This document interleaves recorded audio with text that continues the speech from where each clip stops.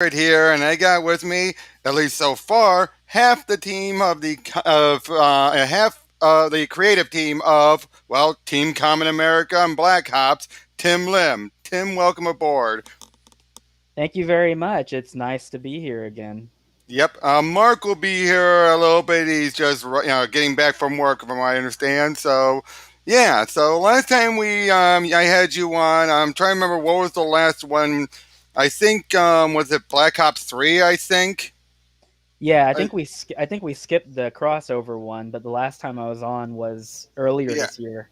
Yeah, definitely earlier this year. I think the last one was Black Ops 3. I don't think we talked too much about 2, but yeah, again, you guys have put out so much so far. You've gotten, these 3 right now and another one coming out. Well, you're going to get started. The campaign's going on currently, and you're currently working on the next one. Yeah, so right now we have exactly 2 more weeks until Common America 4 and the Omnibus gets shut Yeah. down.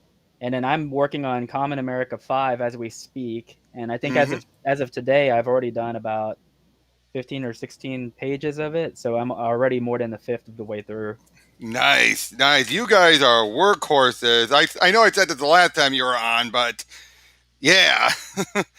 But yeah, and I gotta say, I think, yeah, it was definitely before Volume 3 because that twist at the end of Volume 3 blew me away. That was something that we had in the work since volume 1. Oh, and And I noticed, I went back and looked, and um, now for those of you who, no one's here right now, but for those of you who do come in, who watches after the fact, what we're talking about, oh, I guess we do have some people in the chat. This thing sometimes tells us if someone's in or not. I guess it's off, but yeah, at the very end of spoiler alert, there's going to be spoilers talking in here. At the end of Volume 3, it was revealed that Carly's longtime friend Vicky was Vermilion Masquerade, the villain they have been dealing with for quite a while.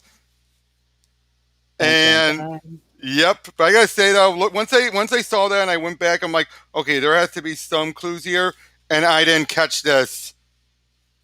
Yeah, that's I did one. not catch it. I thought it was just slurping like her hand went from there to there. I did not think it was following her hand. Yeah, and not just that, but even early on in her introduction, Mm-hmm. um, you can already tell there's something not Oh, quite right because oh yeah, she's mad about their position in life. How exactly. Carly gets to kind of jet around with the USO, and she's stuck Oh in the yeah, I was like, dirt I was having to. told I was gonna break the glass ceiling. Some ceiling. Well, and not just that, but if you look at the elemental abilities that we've revealed until that point, Mm-hmm. you have water, you have fire, you have Mm-hmm. plasma or electricity, but you don't Yep. have earth. And so if you think to yourself, like, who is the earth based person? There's only Oh one yeah. person whose stated profession is geology. And so Yep. that was done intentionally. Again, stuff like that you don't think about until after the fact, but yeah, and it just feels like when you look back at it all and everything, yeah, the clues were all there. I mean, that's immediately once I got to the end, I'm like, wait. And, but the moment I saw that was the thing following her hand and everything, and then just noticing how she just keeps on. I'm not saying she pushes herself into things, but you could definitely tell, like, she both wants Carly to do better, but at the same time, it just feels like, oh, I'm gonna keep on working on my research. Could you get me more? Could you get me more? Just something felt a little off about it. Yeah, and in volume 4, so volume 4, it doesn't quite follow a 3 act structure because the whole thing is basically a showdown.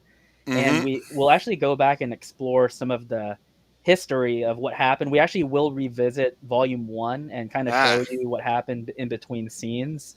Mm-hmm. And she's kind of a complicated character because some people are like, "Oh, well, what? They were enemies this whole time?" No, it's not No. quite like that. There's a lot of stuff that happened that's subtextual, and we'll Mm-hmm. explore that in terms of she's kind of gotten herself into she painted herself into a corner that she can't paint herself out of, and how are they going to reconcile that? Because obviously, Oh um, yeah, especially she's with the crossover, especially after the events of the crossover, after the right? events of the crossover, she's basically a domestic terrorist, And so there are Yep. people who basically there's some good guys who want her dead, and then there's some good guys who don't want her dead at all because they know her. Right. And how are they going to reconcile that? They have to put her down in some way, shape, or form, and that's Oh, basically well, the yeah. totality of Volume 4. Yep. Well, put her down or finally get her to just, I don't want to say get a grip, but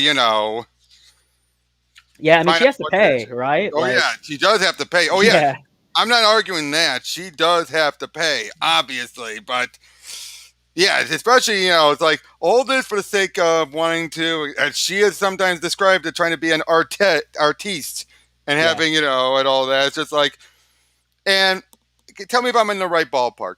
A lot of this comes from what the teacher filled her head with when growing up, right? That's the start for Right, that was the sure, and start. That was the that start. yeah, and that teacher is a little bit more of a complicated character too, as we saw in Volume 2. Oh yeah, that surprised me as well. Again, that's what I love about you guys' work. It makes me want to go back and reread stuff that I didn't catch, which is what a story should do. I mean, we try. So Mark and I, whenever we do conventions and stuff, we're on these long road trips, Mm-hmm. 8 to 16 hours. We talk a lot, and Mm-hmm. what we talk about mostly is like, hey, when you're writing this character, or when you hear this character, who did they sound like in your head? Like what voice actor or what actor did they sound like? Oh yeah, And it I do the helps same us. thing. I do the same thing. Yeah, it kind of helps us visualize the characters to the point where they're real people. And so whenever we're plotting out, like we've plotted at least 12 volumes out. I mean, from Mm-hmm. Volume 5 onward, there is a lot of stuff that we're going to put in there where it's like if you blink, you'll miss it, and then you're going to want to go back and see the small details that Oh we yeah. laid in there. Yep. Now, what voice would you see for Carly, for example? That's the funny thing is that in my head, I can hear her and she's a distinct voice, but I cannot think of a voice actress that I can For put it Carly to. specifically. Yes, it's a very unique voice I can hear in my head. She Mm-hmm. uh she's it sounds kind of husky but also very cute and bubbly. So she can Uh, actually she can pull off basically two personalities. She can pull off kind of a vivacious. husky energized, kind of. Yeah, there was a guy, he might be listening right now, but Mm-hmm. he did a thing where he made his own trailer and he hired a professional voice actress Ooh. to basically read the lines from the webtoon's first Mm-hmm. episode, and that was very close, but Oh. not quiet. Didn't quite hit it. And one thing that we were planning on doing for next year, we have some things in the works. Is I did want to find someone who matched it, so I was actually going through a list of voice actresses that are commonly known, at least in America, and I was like, Mm-hmm. nah, I haven't found the right one yet. I understand. Well, I sent out to Mark a suggestion for an actress that might help. Have you ever heard of Elsie Lovelock? Yeah, she was one of the ones I took a look at. Ah, all right. Cause yeah, cause She and she then has range. She has range. the other one that a lot of people suggested was Sharami Lee, and I've actually uh, Shermalay, yeah. Sharmila, yeah, I've actually met her Mm-hmm. twice at least. She's very nice, but she was another one where she has a good vocal range, but I could not find a voice that fit it. So amongst the crew, that's the only voice that I I can't externalize. It's something that exists only Yeah, in it's my the head. hard one. It's the hardest one because it's the lead character. Yeah, Well, yeah, but what about the other everyone else. characters? Well, what were the others? Yeah, I want to know what So the others so the men are harder to write. are. And the reason why is because of how we decided to portray them. Mm-hmm. Our philosophy is to build up a character. You don't have to tear down another character. So Right.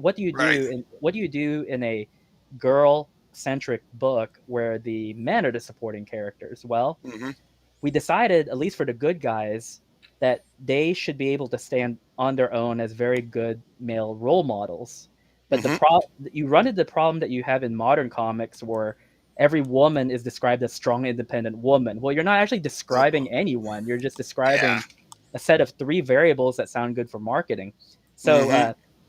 Siggy is Lorenzo Music. So Oh. when you read him, you should read him like Peter Venkman Mm-hmm. in From the the real cartoon. Ghostbusters. Yeah. or Garfield, you know. Oh God! Uh, Oh yeah! I he know what you mean. he kind of has this lazy voice, you know, when he's And yet that was talking. his natural voice. That was his natural voice. That's the funny thing of all. Yeah, yeah. And I draw Siggy to kind of match that. Like his eyes are very tiny and they're always kind of up there where the top of his eyes are. So he kind of looks like he could go to sleep any minute. And it's because that's who I hear in my head whenever I read his lines. Right. But what was someone like Penelope, for example? Penelope is actually more like a Sharami Lee. Oh, that's what I Sharami thought. Ray. Sorry, Yeah. yeah. She's she this sounds really bad, but she's kind of a mix between her and like Applejack from My Little Oh, Pony. oh, jeez, I just forgot the actress's name. Ashley Bell. Ashley Bell. Yeah, and the reason why is this is something that you might have picked up on, but whenever she's getting anxious or flustered, her southern accent comes out. Oh, yep, I did notice that. I Yeah, did notice that. she When starts she dropping the y'alls and did, howdy and well, especially doing what's Carly in the crossover. she says it a lot. I Uh, know because that I love the interaction between the two. It goes right back to again when we first saw the two meet. And yeah, they shake hands. It's like, oh boy, yeah, like, and but. it's funny because so Penelope, her her background is she was basically like a good old Southern girl who grew up on a ranch, and Mm-hmm. so she's she's had a few beers with the guys and stuff, I'm Mm-hmm. sure. And it's not that she's a stick in the mud; it's just Oh that no, she's very serious. She's serious while she's wearing like Daisy Dukes because no. One of she's those guys. One of those well, guys. yeah, because she's running this ranch and she's doing it by herself. Her two brothers are off doing other things. She comes from a military background, but she's not military, so she's had to shoot off some coyotes and stuff on her own. Mm-hmm. So Well, so yep. she knows when it's business, it's business. Mm-hmm. Um, but that's why she gets flustered with Carly. Is Carly is more of the girl next door. Yep. Um, Especially like putting your phone out right in the middle of a mess shit. It's like, excuse me.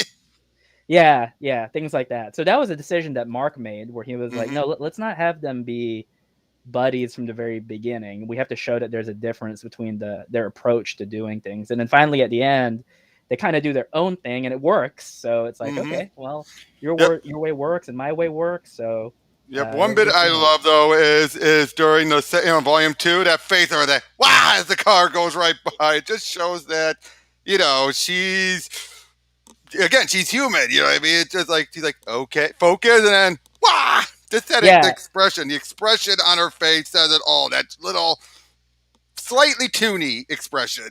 yeah, that's something that Matt Weldon and I both like. Mm-hmm. Is we're very influenced by manga and anime, and that's something that they're not afraid to do. Is Mm-hmm. you'll have a manga or an anime scene that's fairly serious, but then just for a little bit of levity, they'll super deform the face or the body. Oh yeah. But now, of course, I gotta say, sticking with Penelope for a moment, there was a bit of a change of her. Besides how you drew her between the two volumes, I mean, obviously she got a bit more training and everything, but just a big leap from her going like dealing, barely dealing with a chupacabra to helping take down a whole. But granted, with the other black cops, of course, dealing with a bunch of terrorists. Yeah, and that decision. So we don't we know where things are going, and so we're not always like Mm-hmm. listening to the fan input because it's like no. The reality is not that we don't appreciate readers, but the reality is that we know where things are going, and it's like trust us. You're gonna like where this goes. Mm-hmm. And for Penelope, that was one of those characters where, again, kind of like Warhen, where people are like, "Oh my gosh, Mm-hmm. like Tim can draw women. Like, who, who's this character? I want to see more of her." And we decided, well, she wasn't meant to be like a big character, but the reality is that the reader suggestion was pretty good, and so we ran actually into a dilemma when we got to the later volumes, which is it's going to be kind of dull having these animals essentially do nothing but emojis as communication. Why don't we have a translator? And that's what Yeah. happens in Black Ops 2. Is she's the translator. But then Mm-hmm. when we got to Black Ops 3, I had already done enough work working with female characters, and I was like, screw it. Every time we do Black Ops, it's like we soft reboot it like every single time. Let's just Yeah. soft reboot it again. let's have her be in the action. She's a private military contractor. They need her because she's the Mm-hmm. translator. So let's have her in on the action. Let's train her for a year and have her in there. And then if you'll notice, Mm-hmm. there's another soft reboot in Black Ops X Common America, and that's with Sawyer. Oh yeah, He looks completely different. yeah. I did notice that actually with Sawyer. Oh, Yeah. who did you see voicing him? Who is voicing him? It's David Hayter. Of course. Really, even back Yeah. at the start No, before. no. In the start, I don't even know because that's like a totally different character almost. Yeah, yeah. It, Because I say at the start that sounds. Well, yeah. to be fair, you know what other voice David Hayter did, right? Yeah. He was Lupin Oh yeah, Lupin. Uh huh. in Yeah. the Castle of Cagliostro. So the guy's got range. So I can see maybe not doing the Lupin voice, but something in the range he could do the same. The same thing with in the earlier point. Yeah. And so for people who might not be aware, so in Black Ops 3, he looks very boyish. Like Yep. he looks really young. Penelope looks older Oh than yeah, he does. I did notice that. I did notice that actually. Hold on, let me get a good image of it. Oh Yeah. Yeah.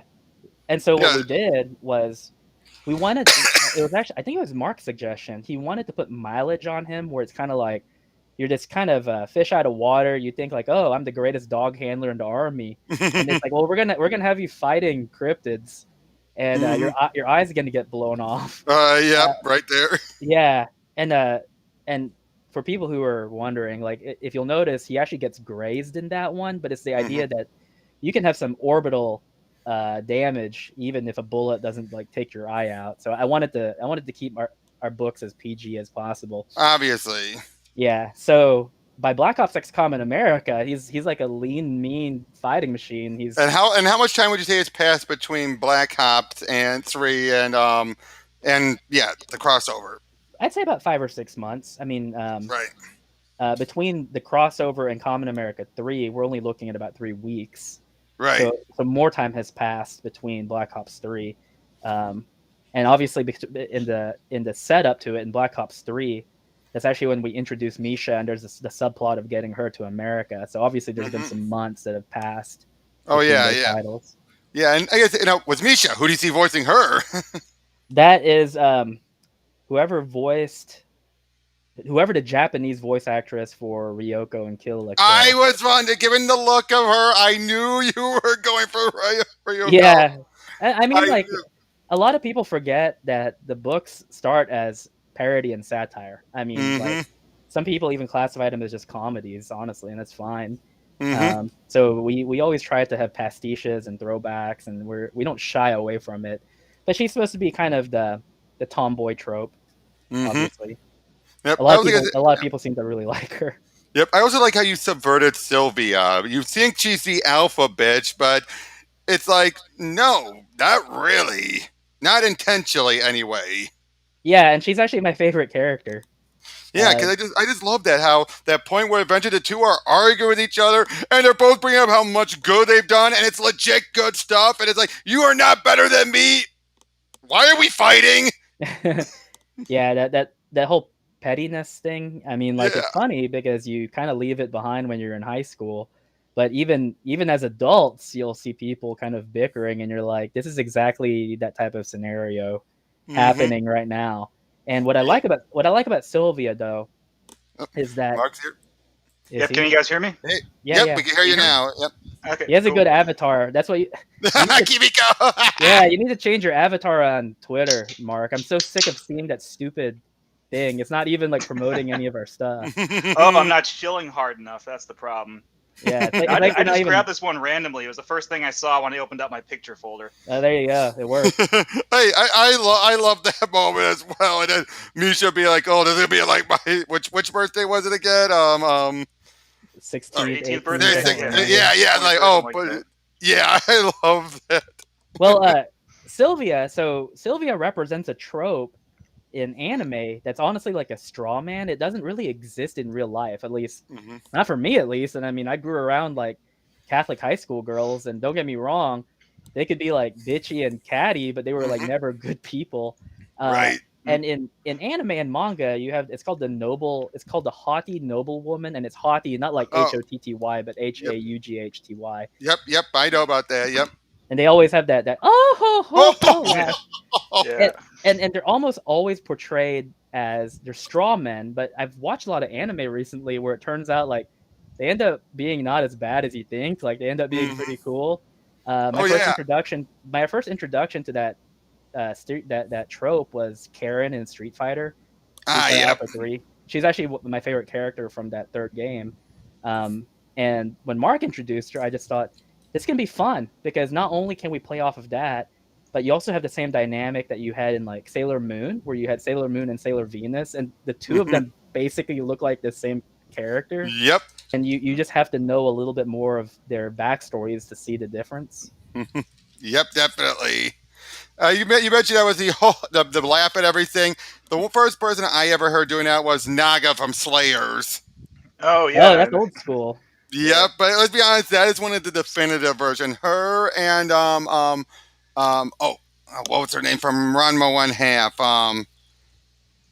Kuno's sister. Shampoo. No, Was that not her name? Shampoo.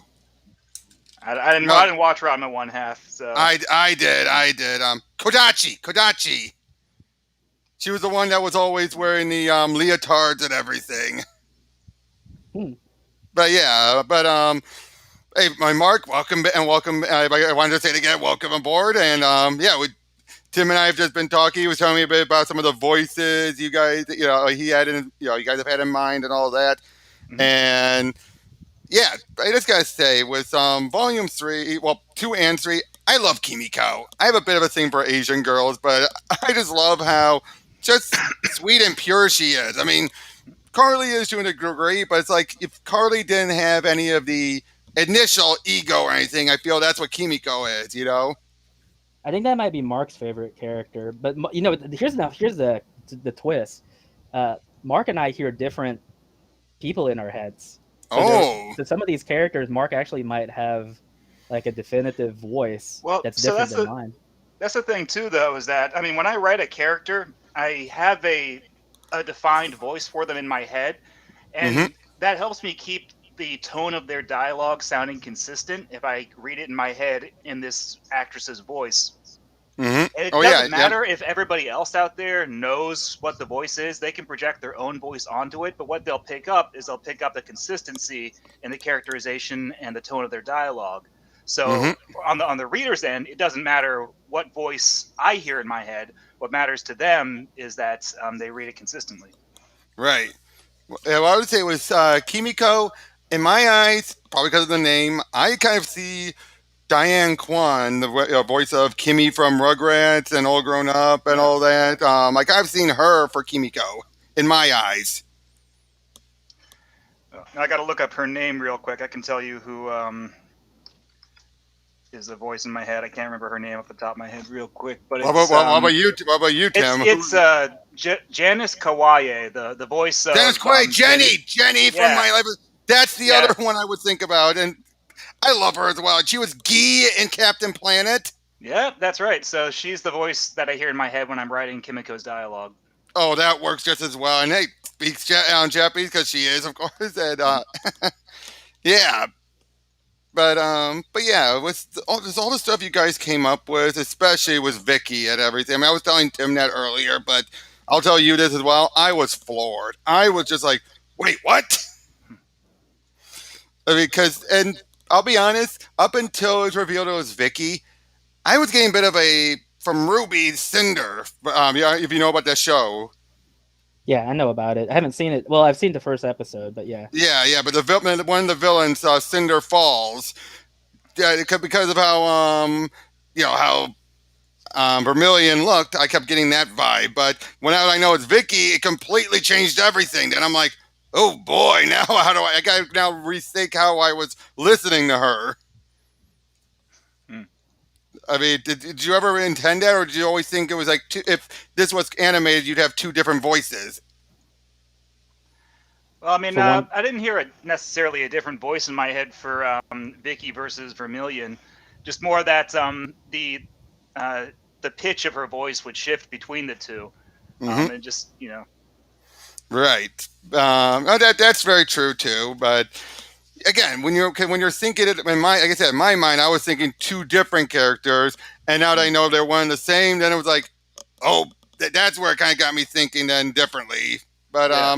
but yeah, so yeah, currently you're working on volume 4, which will bring a lot of things to a head, and you're not. Oh no, you're doing a campaign for that, and you're working on volume 5, of which you've mentioned one of my favorites from the Walmart. I'm just blanking. I just had a brain fart now. Marmot Maiden. Yep, yep, yeah. I love that. And once you saw it, I'm like, I remember suggesting that to you guys.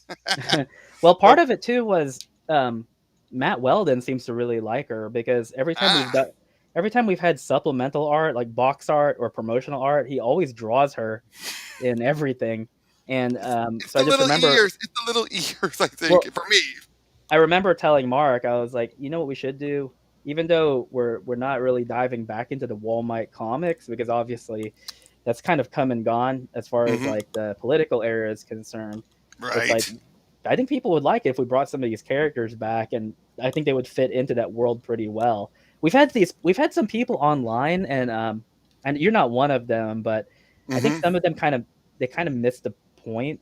We've had some people be like, but wait a minute, like what about their secret identities? Like, oh, but they're going to be in such danger, and I'm like, no, that's not how this world works. It's Uh, kind of like Ghostbusters where they're in the elevator and it's like, we have unlicensed nuclear nuclear accelerators in our accelerators. backs. Mm-hmm. And there's never any point in Ghostbusters where it's like, okay, so this is how we invented the proton pack. Or it's like in Back to the Future where it's like, oh, this is the flux capacitor. It's what makes time travel Yeah, yeah. possible. You just roll with it. You You just just roll roll with it. It's like there's no need. Like if we, I don't know if we've ever intimated that our lore is so deep that we have to tell people that it's like no, like Carly is a superhero in it's a more something you kind of get the feeling for going into it. I mean, for example, like with myself, I've told you guys a lot about my ideas. I would ever be there are some characters who have secret identities, but for the most part, a lot of them are public. well, it's kind of like this. If you've ever been to like a comic convention, Mm-hmm. so you have guys like Jim Lee. He's the Mm-hmm. president of DC, but Yep. I guarantee you he can walk in a supermarket just fine without Oh yeah. bodyguard. Versus like Stan Lee, who Oh, might need distinctive face bodyguard. and everything. Yeah, and he's gonna need like some security because he's a much more public figure. Same with Kevin Smith. Mm-hmm. Those Obviously, distinctive looks. Whereas Jim Lee, you'll know the name, but you're not going to put a face. If say you had Larry Hama and Jim Lee walk in there, you might make a mistake. Someone they, could make a they, mistake. I'm gonna say this as an Asian, they do kind of look alike. So that's a good I would, comparison. at least you're saying that, but I was just trying to say, I was just trying to get those ones who are similar in the type of, one's older than the other, obviously, but if they were to both walk in and just someone said, hey, Jim Lee and Larry Hama are there, I assure you someone's going to go up to the wrong person if they didn't realize. Again, the age might be the only tip off.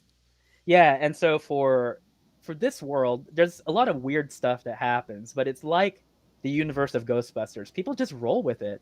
Mm-hmm. In Ghostbusters, even in the IDW comics, no one ever questions like, but do ghosts exist? I mean, the most it's ever addressed is it's like They Walter think it's an act. They think it's an Yeah, act. yeah. Walter Peck is like, no, it's just an act. But that's it. Like, there's no diagram as to like his theory or anything like that. It's just Mm-hmm. understood that it's like, nah, they live in a pretty wacky place, and yeah, sure, there might be some people who don't buy into it. And even in the world of common America, you have people towards the end, and we're gonna explore it in volume 4, who are Mm-hmm. just like, is this like an act? Is it a hoax? Like, what is all this stuff? But no, Yeah. on the totem pole of heroes, Carly is definitely pretty low. Like Mm-hmm. she can live on her homestead and not have to worry necessarily about being hounded by the media or Right. whatever. Here's what it reminds me of. So I would go to DC like every two Mm-hmm. years over the last 4 years, Mm-hmm. and you would just see like Fox News and CNN people and senators and Mm-hmm. congressmen like walking down the street to go into like restaurants and bars and stuff. And yeah, some of them probably had bodyguards with them, but a lot of them did not. And I just Mm-hmm. remember I was there with like my wife and my parents, and it's like, oh, that's Senator so and so. It's like, ooh, and he's literally just going to go take a dump. Like it's no big deal. I Like know what you mean. I know what you mean. But yeah, I got to say that I loved also you'd still put another twist at the end where you have how do you say her name? Kanyan? Kanina. Kanina. Just the Kanina. reveal of, Kanina oh, and Mika. that's her abilities. Yeah. So I'll give you a little hint. So Mm-hmm. Lova Kova. It comes from a root word for hunter, Mm-hmm. and then Well, Kani. that fits already with the hair trigger and all Yeah, that. and then Kanina comes from the root word for hair. Oh. Like because in German, a rabbit is a Kaninchen, so like Kanin with chen at the end, Mm-hmm. Kaninchen. So her name literally means hair hunter, Right. but now she's a literal hair Hair trigger. hunt. I get it. Oh, boy, hair. Hair, Because get look, you it? spelled it Hare. You don't think about Yeah, that. yeah. Right. So I guess I'll say was Apex Moss. Did I get that right? Right. Apex Moss. He. I like how you kind of you keep him where he's one step ahead, but you don't go so far into villain stew where it's so ridiculous. Like, or at least not until you eventually reveal, oh, that wasn't him the whole time. Like when he got knocked out in this book, it's like, or you think it was him, of course. I mean, you get what I'm saying, right? Because there are some villains where it's like, oh, I'm always one step ahead, but it goes to the ludicrous Yeah, degrees. it's a what Grant Morrison. Xanatos? No, it's a Yeah, Grant Xanatos from Gargoyles. Yeah. or like Grant Morrison, where it's like, oh, it's like the ancient bat god or whatever. Right. Barbados. No. Barbados, that was Snyder did that, but I know what you mean. Okay. No, But yeah, that's that whole one step ahead and everything. But again, but I do like how you don't reveal that until the very end. But even then, though, it's like they still knocked someone that was still dangerous out.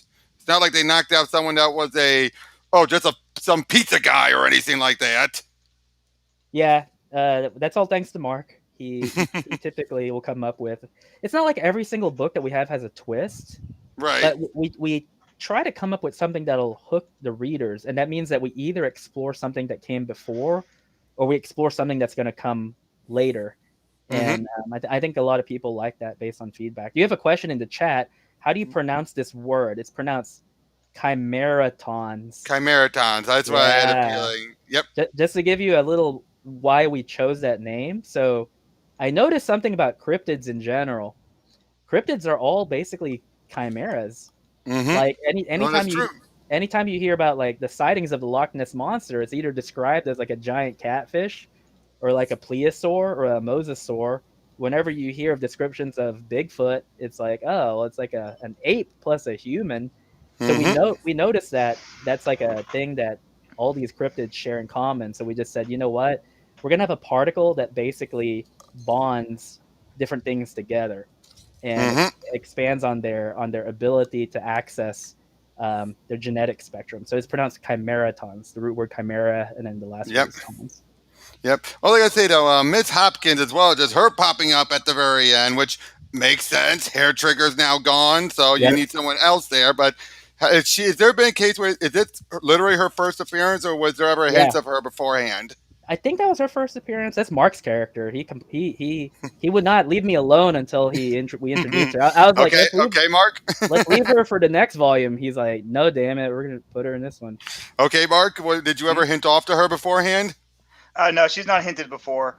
But she's a character that I came up with, I think, like a year ago, when I was trying to. I was writing a story bible for Black Ops, and just potential ideas for new characters, new members of the Black Ops team, new members of Cryptic, and so I've got a big Word file that has all these profiles and write-ups and the backstories of all these characters. We may use some of them, we may use none of them.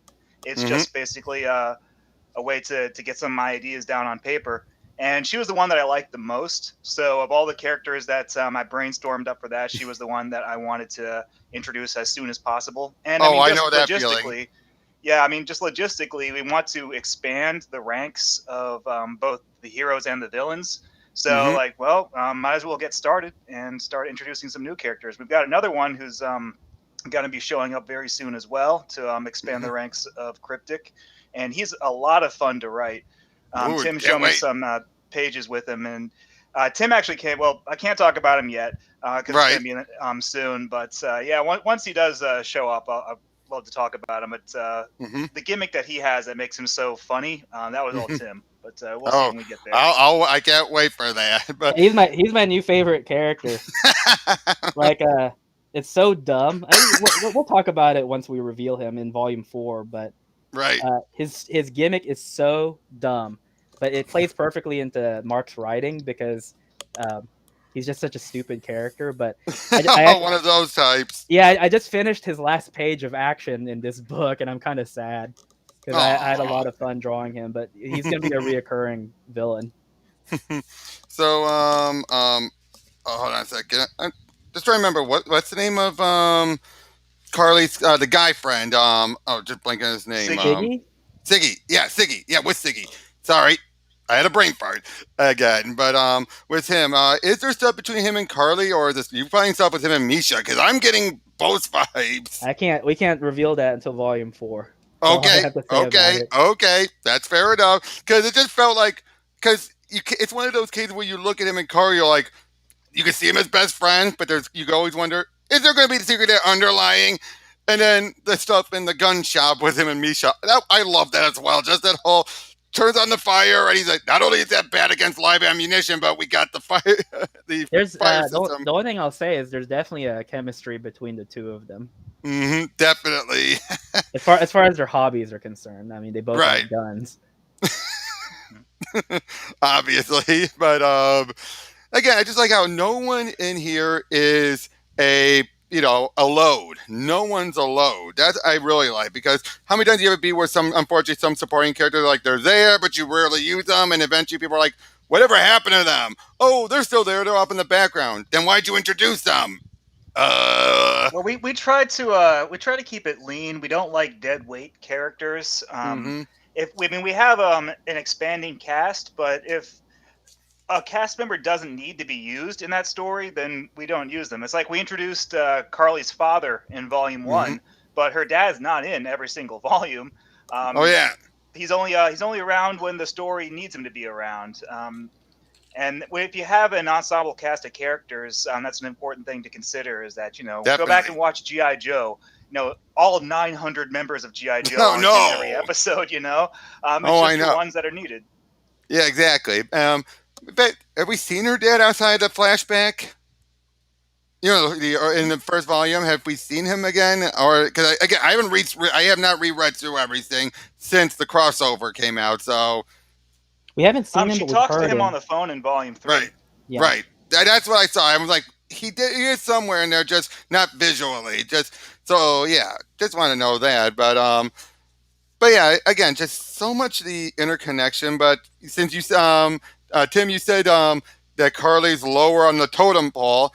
Does that? I mean, not counting Walmart, obviously. That will we ever meet someone who's higher up on the totem pole? We will. Oh, nice. Yeah, actually, Mark and I were talking about that over the weekend when we were trying to think of future storylines and stuff. May I throw out just a suggestion? You guys can take it. It's just a name. Just a name. Lionheart. No, we're not going to use that one. All right. Just a suggestion. That was just a suggestion because I feel like I'll tell you a funny story. We're not going to use that one because we had a friend and he's not a friend anymore because of political reasons. Oh, no. And he wanted to be a pro wrestler one day, and that was going to be his name. Oh. So what are the odds? What are the odds? I know. And so I'm like, ugh, if I use that I'm sorry. What are the odds? You might want to sue me one day. So okay, I would never have thought of that. Again, what are the odds? I just threw that out there because that sounds like a noble name and everything, but wow. I did not mean to hit that close to home. But Dominic Powell in the chat asked, how long have superheroes been around? Yeah, that's a good question.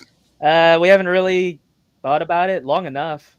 I use the Ghostbusters analogy where it's like, how long have ghosts been around? Probably forever. Right. It's just a world where I think someone in the chat said similar to One Punch Man or Wild Cards and Little Witch Academia, the extraordinary is accepted. It's Dominic Powell who said that. So I mean, it is like Little Witch Academia, where witches exist in that world and warlocks, and they're just everybody knows that they exist, but nobody cares because they're commonplace. Exactly. It's like I'll give you guys a perfect example. I'll give you guys a perfect example.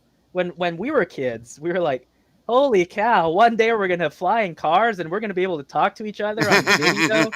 Like, we're going to use our TVs to talk to each other. I'm like, how often do I use FaceTime a year? Maybe once. And the reason why is because, like, dang, I don't want people to see my face. Like, I'm lounging around in, my pajamas. Like, why would I want to accept a call and have people see me? Right. And what I like about Little Witch Academia is that they have this world where there's witches and they can do magic, but their counteraction to that is like, yeah, who cares? I have a smartphone. Like, the smartphone's cooler than what are you guys gonna do? Like, build a fire? Like, that's stupid.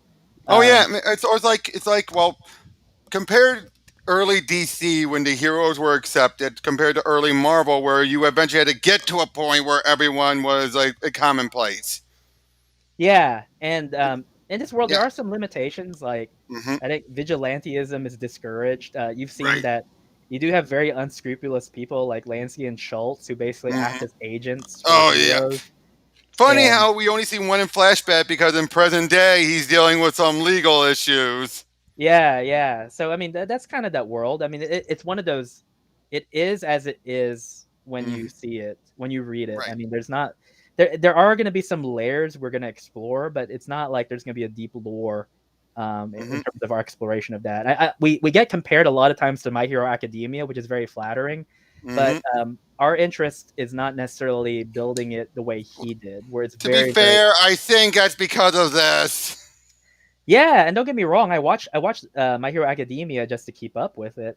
Hmm. But we're definitely building two very different things. Yep. Now, you mentioned Miramont Maiden. Well, Ice Testosterone or whatever you called him come back as well. I can't reveal that. That's a Okay. Volume 5 spoiler. All right. We, All we right. actually I actually revealed too much by revealing Marmot Maiden, but people really like her, so people were like, "Yeah." Well, hey, that's why I geeked out when I saw it because I'm just like, bring her back, bring her back.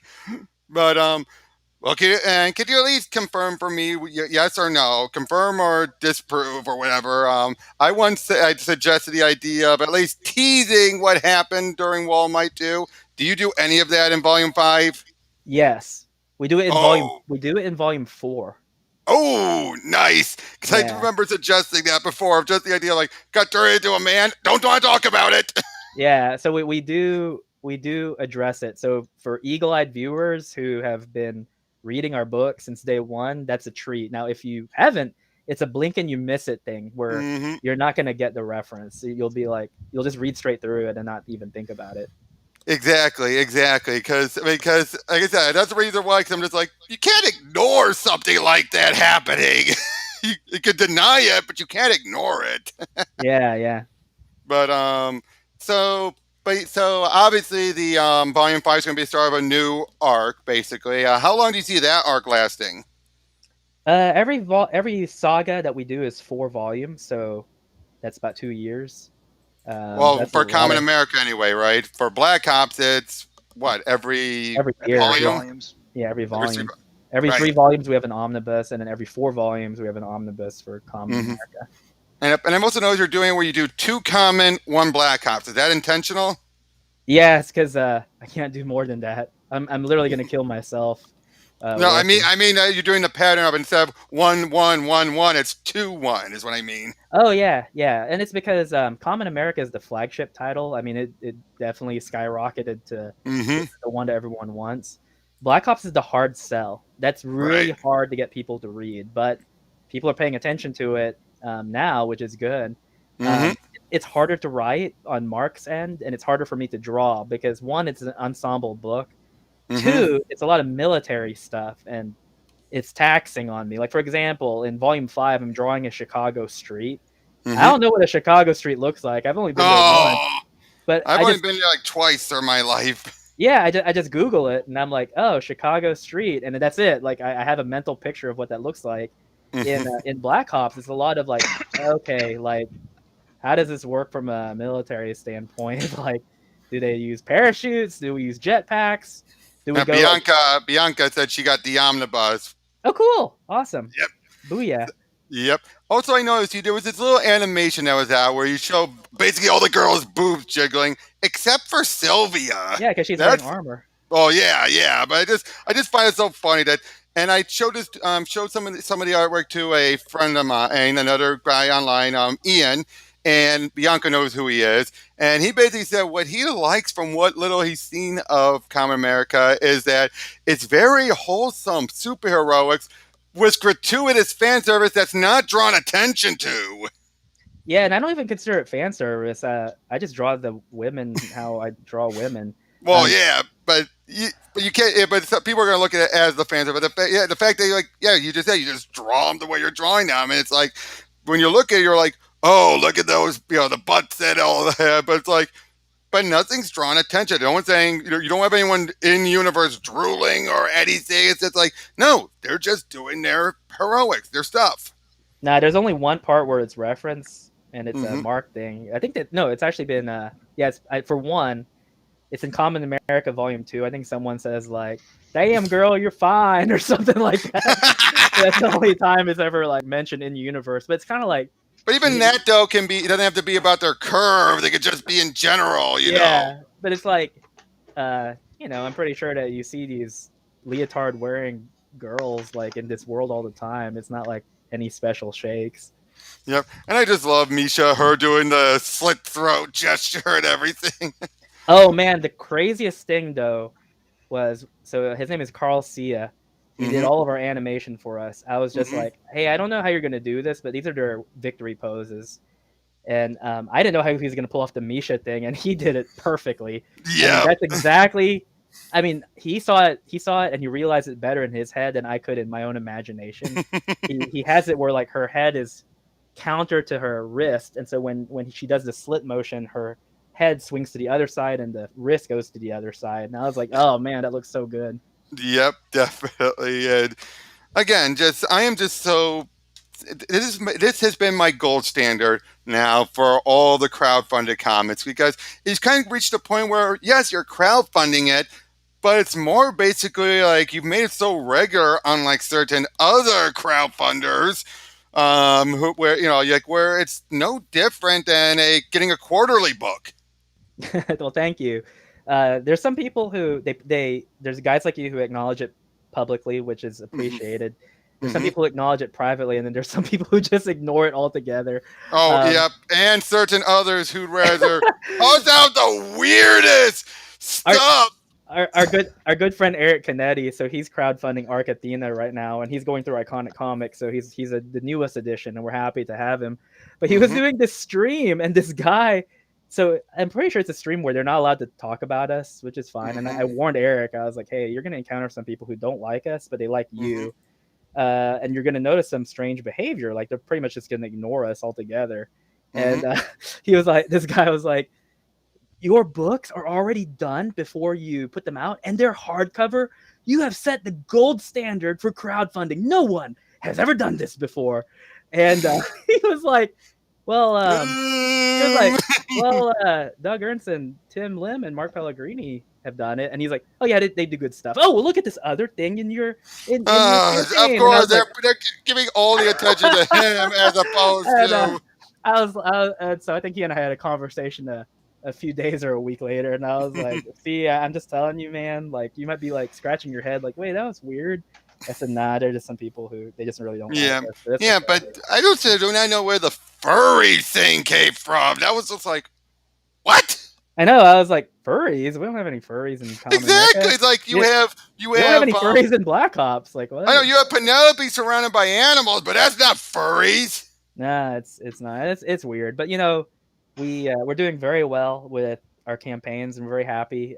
Our growth has all been grassroots, with the Mm-hmm. exception of a few prominent YouTubers. Wes from Thinking Critical always gives us a shout out, especially when Mm-hmm.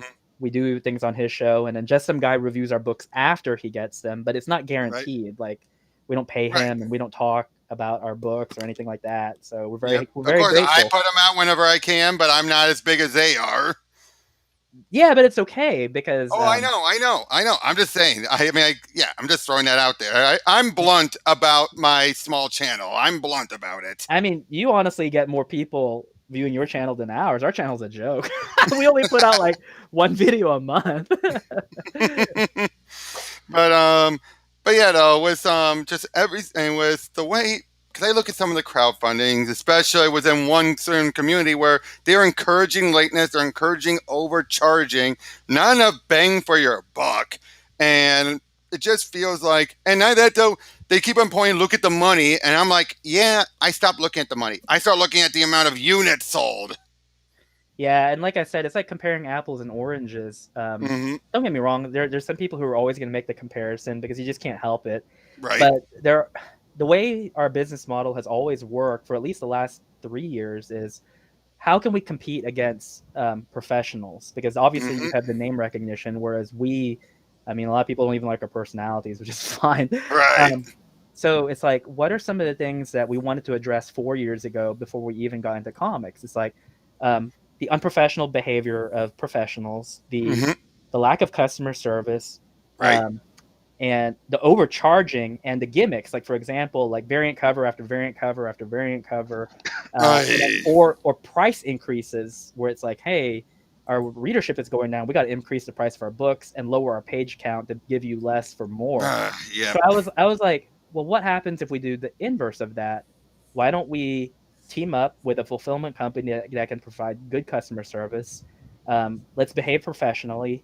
Let's Hmm. offer a $10 hardcover book. So we'll do two things at once. We'll lower our prices and increase the quality. And that's the way that we try to stay competitive. Hmm. I mean, I'm sure Bianca suggested it would work, but I think that's kind of impractical. Which one offers it? Offer them free cash. Boom. Never done before. We might do that at some point. I might be like, hey, we're gonna do a random drawing for like $100 or something. but It's but like again, bribery. yep. But I will say this: if there's any one flaw, but it's just because of the change of material, is you have them on the shelf. Unfortunately, it's kind of glaring. Yeah, yeah, I know. It's that change from the soft cover to the hard I cover. mean, I love it. I love it, but at the same time, I'm always a kind of a anal retentive about that. Just like I have them up there, and I'm like, "Ugh." Yeah, yeah, it happens. I know Yeah. because I put these books on my bookshelf too, and I'm like, oh, now I see what people are mad about. Like it's so mismatched. Yeah, that's part of. I mean, I get why you want to keep it all hardcovers and not and not have an option for the soft cover because there's probably practical reasons too, right? Well, part of it is that we're using a hybridization of the European Hmm. and Japanese models Hmm. for our delivery. The European model is typically like, hey, we treat the printed medium with a great deal of respect. We do graphic novels, a lot of us do, that will typically come out once or twice a year. So we decided let's just do it in hardcover. I mean, these are prestige books that don't come out monthly.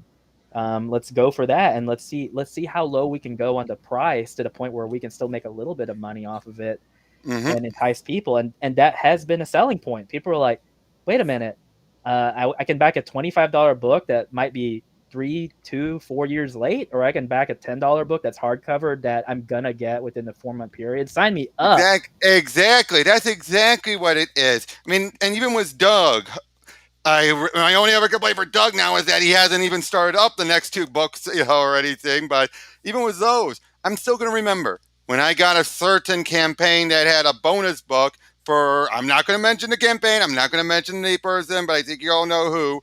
And I did for like $60 for two books that would, in grand total, add up to about 60 pages or something like that, and compared to same price from Doug for Bigfoot Bill, where I got an improved version of Volume 1 and Volume 2, which added up to over 200 pages for the same price. And I'm still waiting on the first campaign to this day. Doug TeNapel is, as far as quality is concerned, he's a gold standard. So Mm-hmm. we model a lot of what we do after him. He's like the Yep. Lexus. So if he's the Lexus of crowdfunding, we want to be like the Toyota. We're like the reliable company, so to speak, in terms of. Oh yeah, and you guys again, you guys have earned it. And was Doug kind of for whatever I don't know the reasons why with the why things have kind of been on hold, but while that's going on, you guys are still chugging along and everything. Yeah, we just kind of sit back and do our own thing. Oh, someone has a good question here. Yeah. The colors of a common core costume have any kind of meaning, like how American flag is white for purity, blue for perseverance and justice, and red for strength? Yes and no. The primary colors for Misha are red because she has a fiery personality. The primary colors for Kimiko are blue because she's obviously hydro related as far as her powers are concerned. There is something to the characters though, so we intentionally um, picked we picked our personalities based on the three classic cosmological virtues that have been shared since antiquity and have since been stated as by Christianity as being representative of what represents um, great art, which is truth, goodness, and beauty. So Misha represents truth. Mm-hmm. She's very blunt in terms of stating her opinion, and you'll notice that she's also very aggressive with what she Mm-hmm. thinks. That's her personality, and Kimiko represents good because she's always good-hearted. She's always very pure of heart, so she's always going to do what's best for other people, and Mm-hmm. she's very selfless. And then Sylvia represents beauty. She's Mm-hmm. superficially a very beautiful person. We'll talk about more in volume 5, but she used to be like a runway model. She was basically like a Oh. kind of like a UN ambassador, like a Oh junior yeah, UN yeah. ambassador. Gee, let me get it with the stuff she listed because I think that kind of spells it out.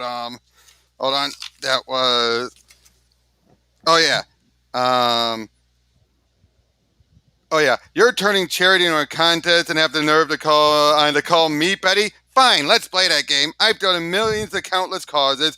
My money has built orphanages, hospitals, and animal shelters. I went to Africa. Yeah, so she's superficially very beautiful, but her soul is beautiful too. Like she Mm-hmm. means well. The only problem is that all three of them are kind of lacking in other departments. Oh yeah. Misha being like a tomboy character, and Mm-hmm. ironically, a lot of people like her for that reason. Oh yeah, yeah. It's She's always the tomboy. She's like the toff of the yeah, avatar. If you want to go out, she's like toff. she's not classically beautiful, right? Like Mm-hmm. Sylvia and Carly kind of have this golden blonde hair. Uh, Mm-hmm. Carly's a redhead, like in real life. Sylvia's a Mm-hmm. platinum blonde.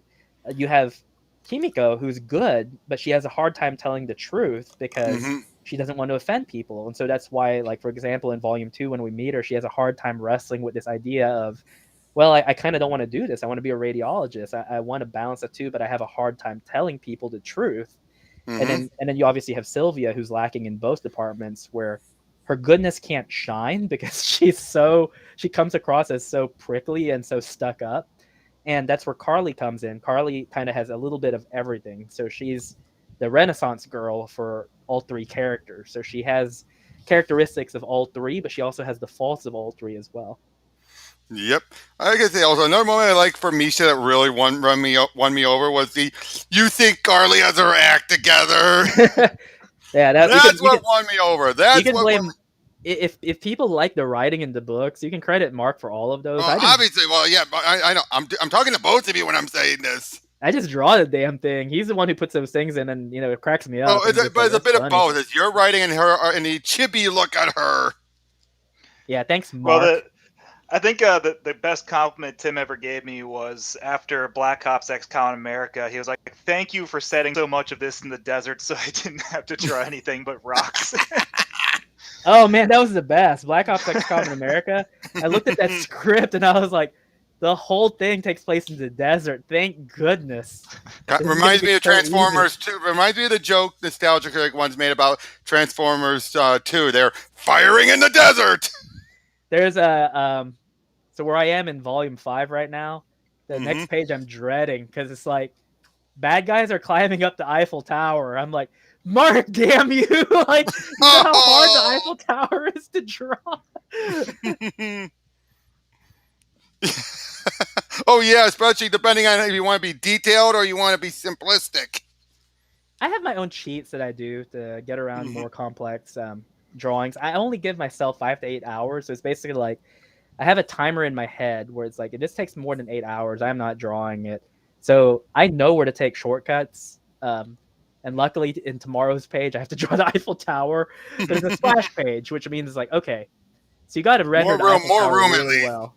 Yeah, so it's like render that really well, and then you can take a break afterwards. Now, did you always have planned for Sylvia's abilities from the beginning, or did that kind of work its way in?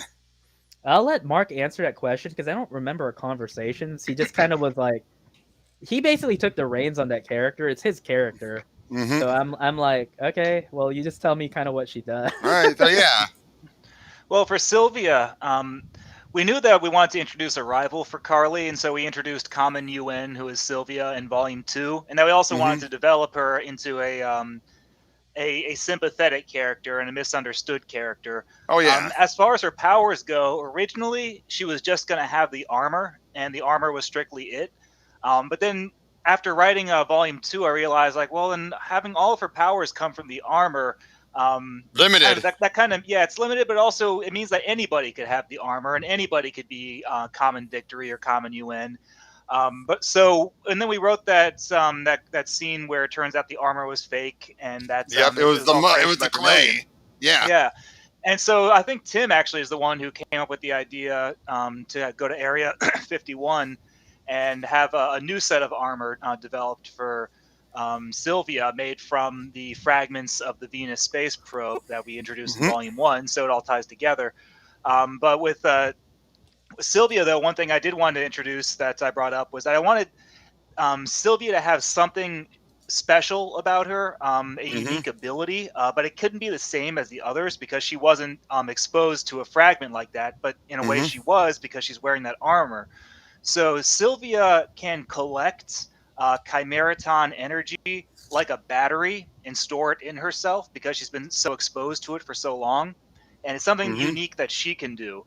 But it also just as a way it befits her character is that she's a character who didn't have a lot of friends because people misunderstood her. She's always standoffish. So her power comes from being around the other members of the Common Core. She's stronger when she's with them. So it ties in thematically to her characterization, the kind of person she is, that she's stronger when she's with her friends than when she's separated from them. And it's something that we'll develop and explore later on as we do more volumes. Yep, matches with how things ended at the end of Volume 2, where you have that moment where you have all the kids there, and then she's then told, like, okay, that's enough, and then she's left alone. She just feels so miserable there, if I recall right. Yeah, that was our first hint that there's something more to Sylvia than her just being, the a glory hog. Yeah, or a glory hog, or just the very stereotypical alphabet rich girl rival. Yeah, the queen bee kind of the character. Heather. Yeah, the Heather of the group. So that we want to at least tease that a little bit. So we did that in Volume 2, and then we developed it more in 3 and so forth. Yep. I was going to say one other moment was going back to with Vicky. That whole moment when she seems to come up, act like she made the big discovery and then completely deflated. But just the fact that you realize once you know that she was Vermilion, that obviously she probably knew some of the stuff ahead of time already, but she waited because obviously you can't tell them overnight. So, so I can still tell she probably been more working on that speech and everything. Am I right to assume she was more working on what to say rather than figure it out? Well, Volume 4 is going to be the one that ties all of that stuff together. So we don't want to give anything away. Right. But, we are going to go back and, yeah, you're going to find out what Vicky was doing when neither she nor Vermilion were on screen, how all of her and Vermilion's story elements tie together. You'll get the linear narrative and what was going on in Vicky's head, both emotionally and like intellectually. We'll show all that in Volume 4. Volume 4 is going to be the how Vicky did it issue. How Vicky did it. But yeah, and all I gotta say, the fact that you had Vicky wearing a lot of sweaters also kind of hides, when you look at Vermilion, her figure is more on par with the other girls. Vicky did not seem that way because of how she was dressed all the time. Was that intentional at all? She wasn't supposed to look like frumpy or anything like that, but I think Mark had told me early on that she has to dress in a way that doesn't draw a lot of attention to herself, so to speak. And that's why she's always wearing, if you'll notice, she wears like an earth color palette. See, hint. Yep. So she wears purples, browns, reds, greens. That's kind of another hint that we had in there that, she's a little bit more than that. One thing that we did too, if you'll notice, is that, and some of this, there is a bit of a change over time, but in Volume 2, Sylvia has purple eyes. And you'll notice that Vermilion has purple eyes and red hair. So the red hair is kind of like Carly having red hair.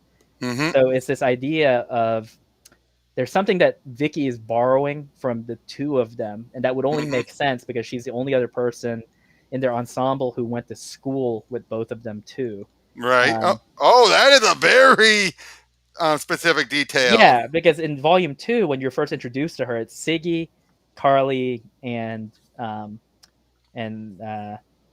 Vicky. Vicky, Vicky, and Vicky, yeah, yeah, you know Vermilion's not Siggy, and right. you'll notice, and it's funny because we kind of put a hint in the back when Mm-hmm. where we have the concept art of Vermilion and Common UN next to each other, and when we introduce Vermilion, or not Vermilion, Sylvia, I Mm-hmm. had her with purple eyes. Now things have kind of changed over time, like depending on how I decide to color it. Sometimes she has purple eyes, sometimes she has blue eyes, but Mm-hmm. that was designed to kind of tip off the audience and be like, hey, if you're paying really close attention, you'll notice these small details in there. Yep. Like I said before, the one small detail for me, and I said it to you, but I didn't tell it to Mark, was, of course, was the mud at the end of the first book. You Yeah, know, yeah, that little bit. Because again, I just thought that was just like held on to it. And it was just like a. But now I look yeah. back. Oh no, she was like probably subconsciously manipulating it.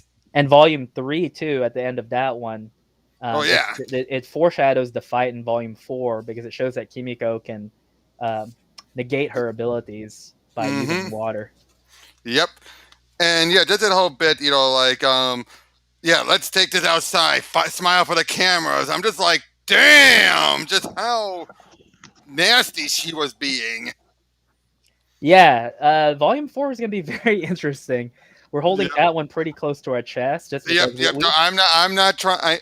I'm not intentionally trying to get stuff out of you because no, I'm trying to tell the audience like, hey, if you right. haven't, I don't know. No, I'm just letting you know as well. I'm not trying to be one of those who's trying like, come on, give me a juice. Like, no, no. I want to nah, be volume four surprised too. is nuts. I mean, it's already at the printers, so we have no control over it. Whatever I sent is going to be printed, but Mm-hmm. I revisit it every 2 or 3 nights just to be like, okay, let me reread this, make sure it's as good as I remember it to be, and I want to get kind of a fresh perspective in terms of how I think our readers are going to like it. And I was like, dang, it's it's kind of intense, you know. It reminds me of you remember the Batman issue where he has to take down Jean Paul Valley as Batman? Mm-hmm. Where Oh it's yes. just like it's just a knockout drag out fight from the very first from the cover to the back, and I was like, that's kind of how intense this one is too, where it's like, yeah, good stuff. I know. And well, yeah, and he's in the red armor thanks to the fire and everything. There was Barry Kitson's artwork. Yeah, hey Mark, I was telling Mhm. Robert before you showed up that volume four doesn't really, I don't know, when I reread it, it doesn't really have a 3 act structure, but it works because it goes from flashbacks to the current time. And I mean, I think the whole thing takes place in 24 hours, like It does. fast pace. Yeah, because you don't get that feeling though when you do read it, because of all the flashbacks, kind of like meeting out the pacing a bit. So it doesn't feel like it's in a rush because you're constantly cutting back. Hey, I'm gonna have Right. to leave in a minute. No Since problem. basically I got home and then I immediately put on my headphones so I could make it to this, but now Mm-hmm. I gotta go. I He understand. has a dinner date. Mm-hmm. Ooh. Ooh, my. All right. Yep. Thank you so much for popping on. No, Mark. Thank you so much. Oh, I appreciate it. Thanks for having me on, and thanks for chatting with us. Mm-hmm. Yep. All right, So, see you guys yep. later. See Bye. ya. Yeah, you were talking about right here. Yeah, and it's just crazy. I mean, that's one of my favorite comics Yeah. when I was growing up. I would just read and read and reread it, Mm-hmm. just because I've been. Yep. I loved the way Chuck Dixon paced it out. But it was kind of well deserved because Oh yeah. everything for that last year had been leading up to that point. The Even though they rehabilitation actually. of Bruce Wayne. Yep. Even though they actually, from what Chuck told me on my interview I had with them a few days ago, they actually it was Denny O'Neil who wrote this one. Yeah, that's what I heard too. I heard that from who was it? But yeah, they sped it up like 6 months early or something like that because people were they were starting to bleed readers because they thought this was going to be permanent. So it's like we got to get Bruce back, and that's why we got Prodigal for a while. Yeah. So good stuff. I Yeah, think if you're listening and you back volume four, which really I did. Yep. when you get it and you read it, you got to let us know what you think. Mm-hmm. We're very happy with how it concludes, and I think it's a well deserved conclusion just because we wrap up a lot of the loose ends and we answer a lot of questions, and we open up a new can of worms for volume 5. Oh boy. In which I'm taking this for obviously to this ending, but would be the well, I guess we could say it. If you count the crossover, a 5-part mini, the 5-part opener episode, like we used to have it in the '90s, like DuckTales and all that. You always had those 5-parters.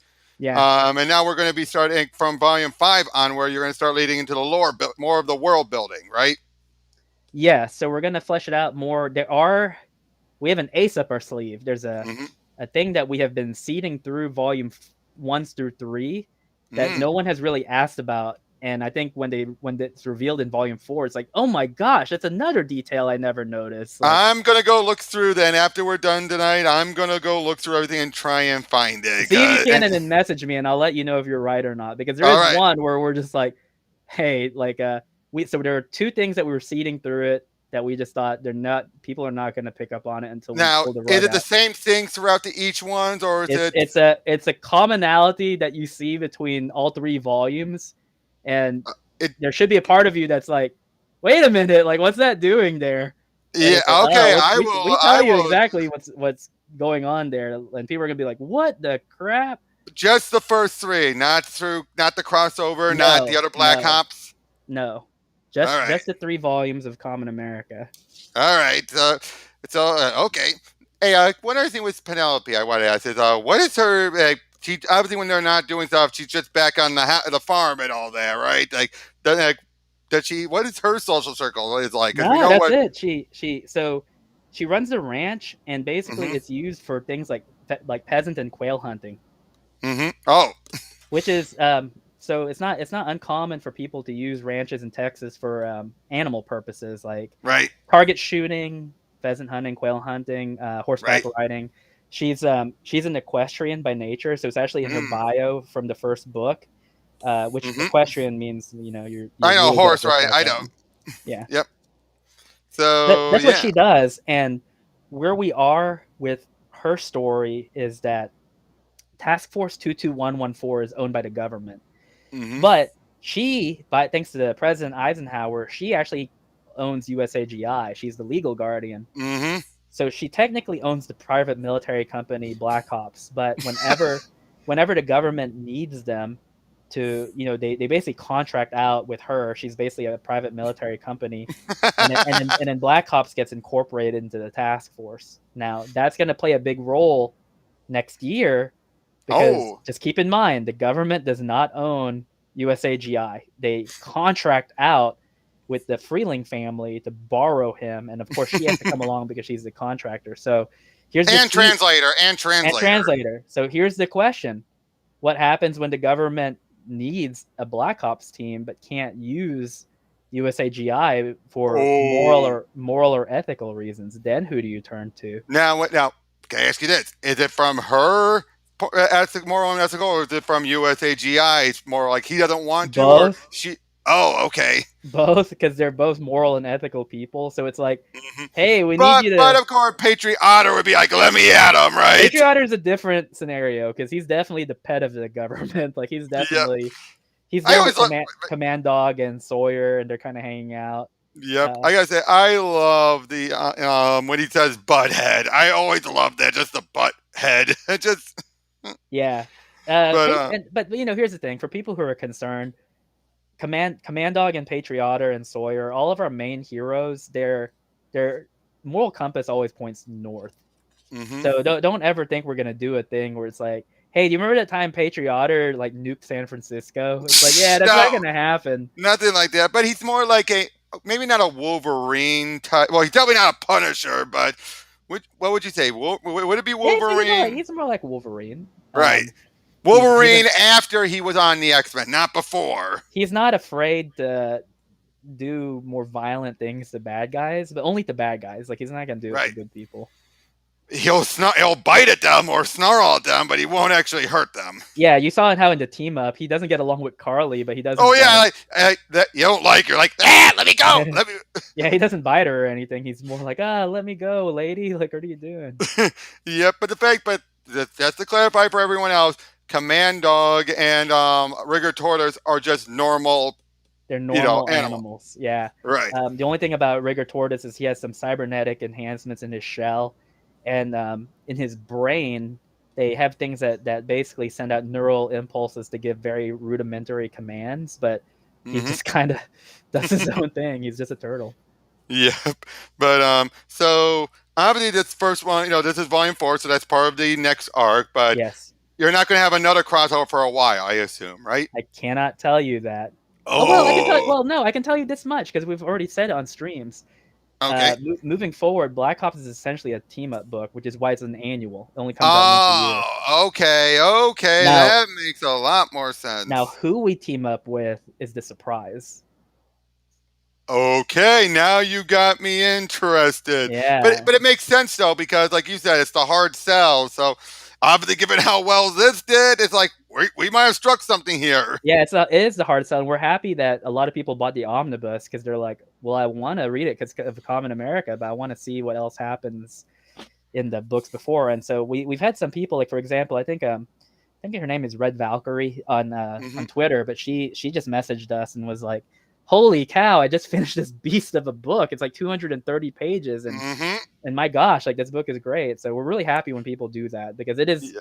tough. It's like, hey, what's your book about? It's about a silent rabbit that's really smart that the U.S. government uses as a biological agent to kill high profile targets. Like what? Yep. You I know, serious?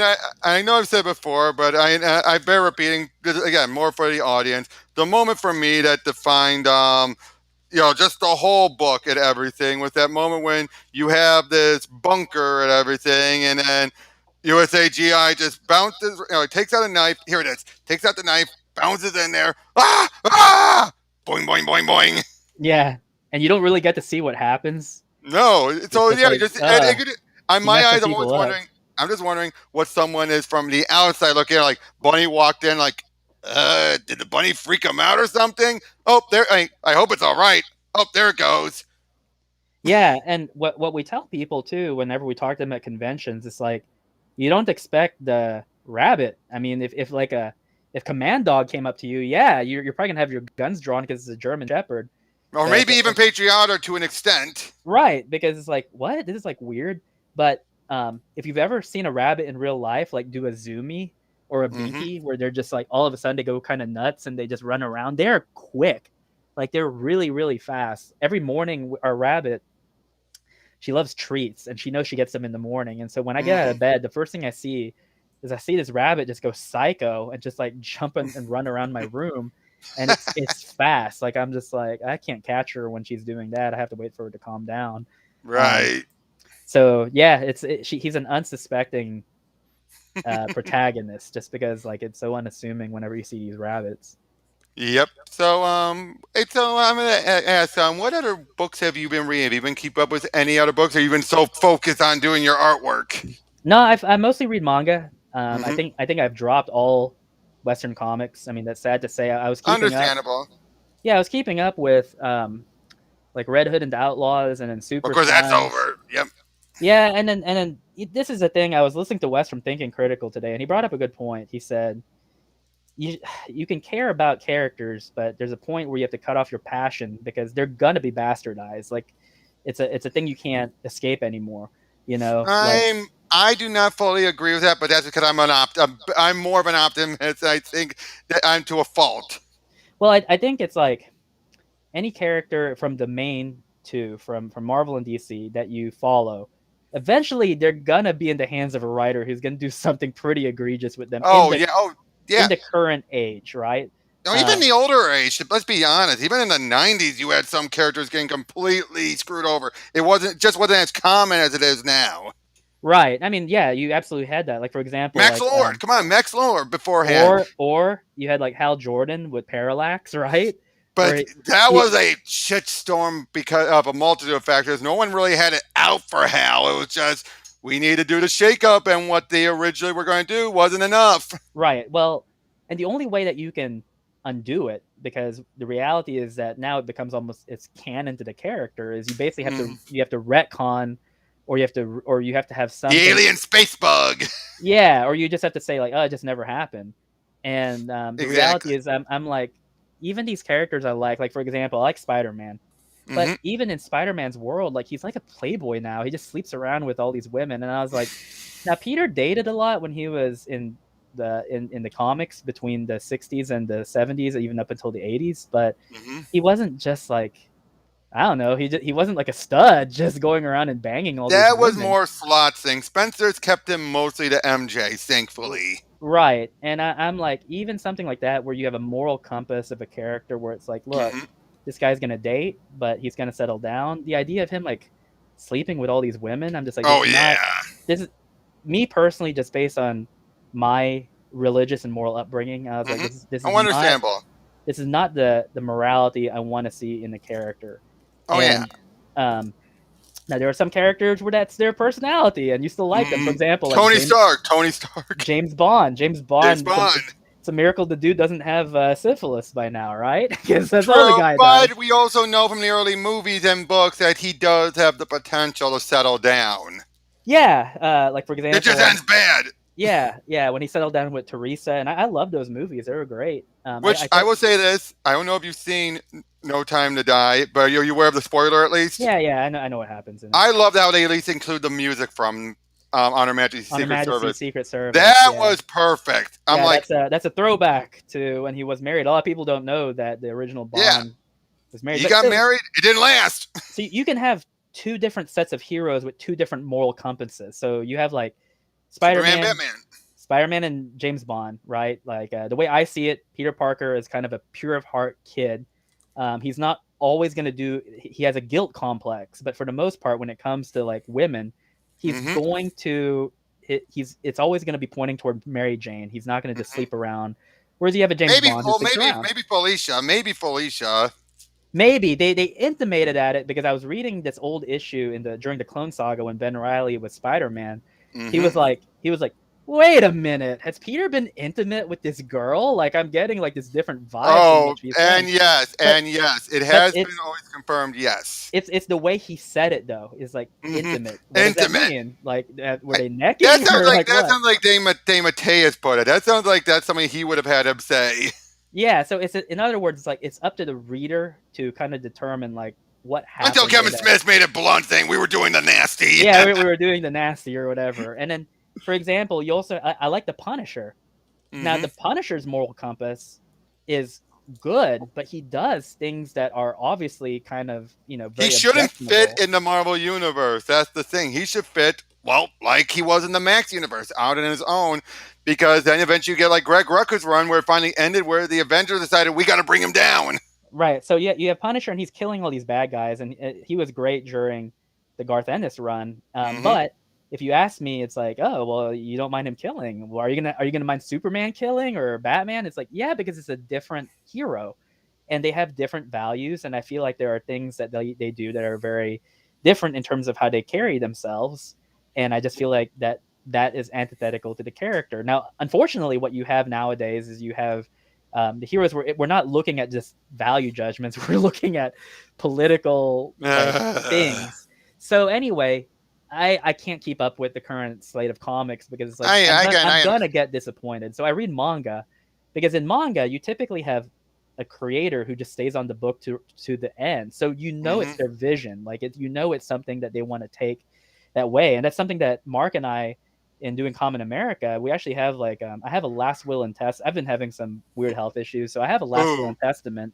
and I instruct my wife and Mark what to do with the character, and they know. Like we've Mm-hmm. talked about it. It's like we know how it ends. We know how the whole Mm-hmm. series concludes. So in case something happens and we have to conclude it, we can finish the whole book in 4 pages. We know Oh. what happens to all the characters by the time the story is finished. So we know it's ours, and it's like Mm-hmm. years from now, if my kids or Mark's kids bastardize it, Oh. or if the public domain decides to do some crazy stuff with it. I mean, obviously we have Mm-hmm. no control over that, but as long as we're breathing, we know how everything concludes, and that's what I like about a lot of manga is I have faith that the creators are not going to pull the rug out from under me in a way that Mm-hmm. I think is objectionable, and so far I've Oh, not been yeah. disappointed. That's what I mean. Like, that's and at least you're thinking that far ahead. Whereas I mean, that can, because there are times where I'm always afraid. We have some creators, for example, who are especially in the crowdfunding scene, who they're relying so much on themselves, just being the sole people. And I'm just like, you're building a big universe. You need to be able to either pass the baton or close the door. Yeah, and I don't know.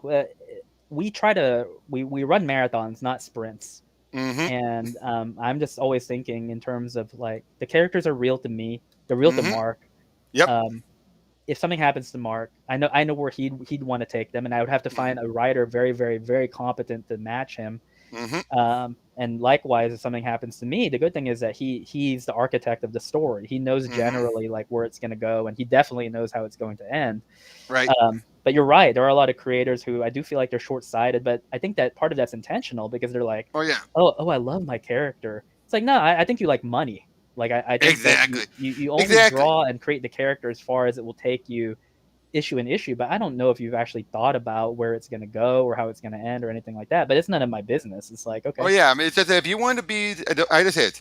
There was at least a point where they're like, we're going to be the last bastions. Not the way you're structured currently, no, because if something happened to you, it's all going to collapse like a house of cards. That's well, why yeah, yeah. and even then, if something happens to Mark, Mm-hmm. we also, I said, I know who it's going to go to next. Is going to go to like the owner of Iconic Comics. I'm like, we Mm-hmm. publish under you, you publish us. You need to, Mm-hmm. you're the next person who needs to decide. But this is how it needs to end. I don't care which writer or artist you get, but this is how it concludes. And Mm-hmm. looking at comics, like for example, when Mark and I we'll typically meet on Saturdays to talk Mm-hmm. about things for about 3 hours, and we'll have a nice lunch and then we'll walk around. But we always go to Barnes and Noble just because Mm-hmm. it's a big space and we can walk and talk and stuff like that. Mm-hmm. But we were there this weekend, and I mean, holy cow! There's that quote unquote manga shortage. There was no one in the graphic novel section. Everyone was in the manga section, Oh and it boy. was it was all slews of people. It was people, pink haired people, normal Mm-hmm. Joes, uh, like 9-year-old kids wanting to read like One Piece or Naruto or whatever. You look at the graphic novel section, it's like psh, no one wants to read that stuff because it's crazy. Like it's just. Right. Um, I've always said for the last year, I'm not saying that we should adapt manga 100% Mm-hmm. because there are things that are very different in terms of how we Oh tell yeah. stories versus how the Japanese tell stories. But I think we can learn from what they're doing from a business point of view. Mm-hmm. And it's just a matter of are you willing to do that or not? Oh yeah, and like I said, more bang for your buck. You get that with manga as well. A lot more bang for your buck, and I think that's always something people are looking for. You want a lot of stories at a good price on a frequent basis, and I've been yeah. reading. I'll tell you what I've been reading: colored manga. Oh yeah, And I don't I I've don't seen. mean I don't mean manhwa. Manhwa is different. It's I know what manga you mean. that's in full color, and I've been Mm-hmm. having a blast. There's one for your listeners. I'm going to recommend it. It's called Happy Kaneko's Killer Life, and That's a name. I keep it's forgetting the wacky names manga and it's so anime. good. It's about this office worker named Kaneko, and she quits her job in advertising, and she goes through the phone book and was like, I need a job. I'm going to call this number, and she shows up at their workplace, and it's like, all right, lady, the target is your What former the? boss, and she's What like, did wait, I? what? What I? What's this What? job? And he's like, you're a hit woman. That's what you signed up for, right? She's like, what? I've never killed anyone in my life. So he's like, that's a good excuse. I like it. Plausible deniability. Now go kill your boss. So she's on a rooftop and she's like, I've never fired a gun in my life. How Oh am I gonna God! do I this? get what.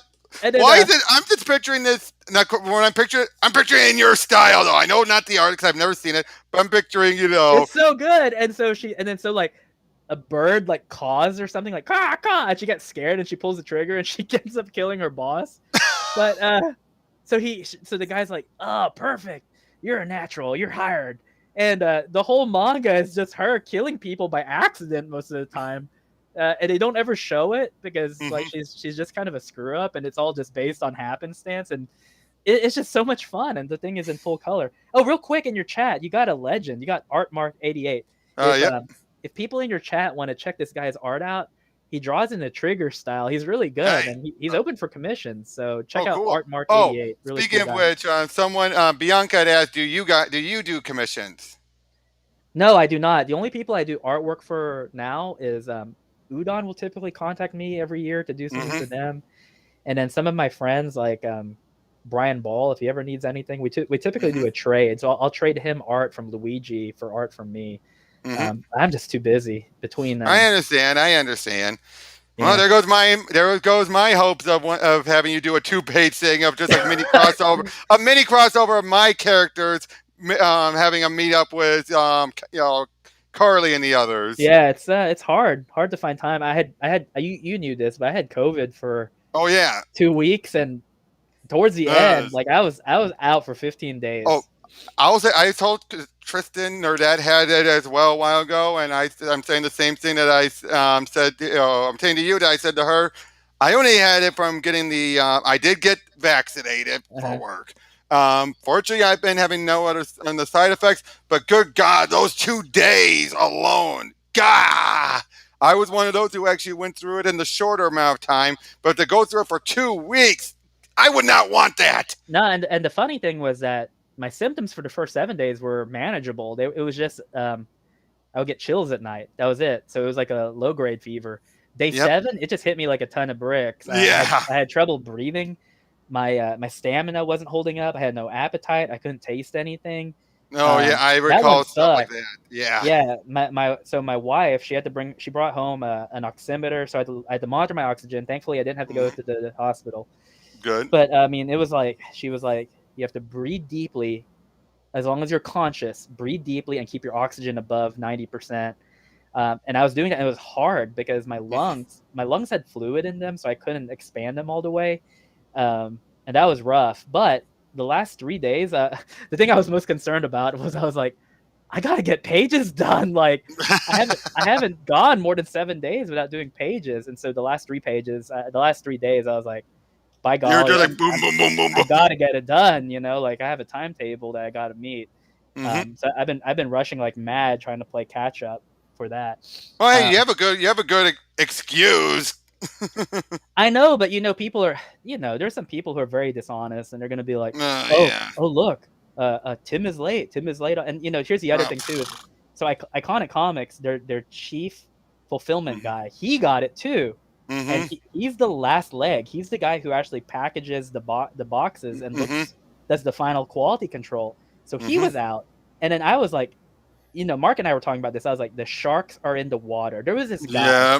There was a guy on Twitter, and Long Harbor has one leg of fulfillment left. It's the international orders. Mm-hmm. This guy from Australia was like, Oh, this guy was like, "Oi, is what's this? going on? Like, you're 4 months late on your fulfillment. This is inexcusable, mate." I was like, "Hey, look at your banner and look at who you promote. You're promoting books that are 2 years and 4 months late, Yeah. right?" Exactly. So it's like I don't want to excuse lateness. I was like, Alejandro is a big guy. He can answer for himself, and I don't control Iconic, so I have Mm-hmm. no control over their fulfillment. But one, they have a good excuse. I mean, the guy, we've told people that Iconic is going to be out for 2 weeks because they got to make sure that everyone is cleared for COVID. Mm-hmm. But it's like you are excusing people who are 2 years to 4 months late on their books. You can Oh wait. God. Not There's a just reason that. why. You're in Yeah. you're in Australia. Australia has a ban right now on first class shipping with USPS. Exactly. So this, but the blood is in the They don't. water, They don't care. and they don't They don't. care.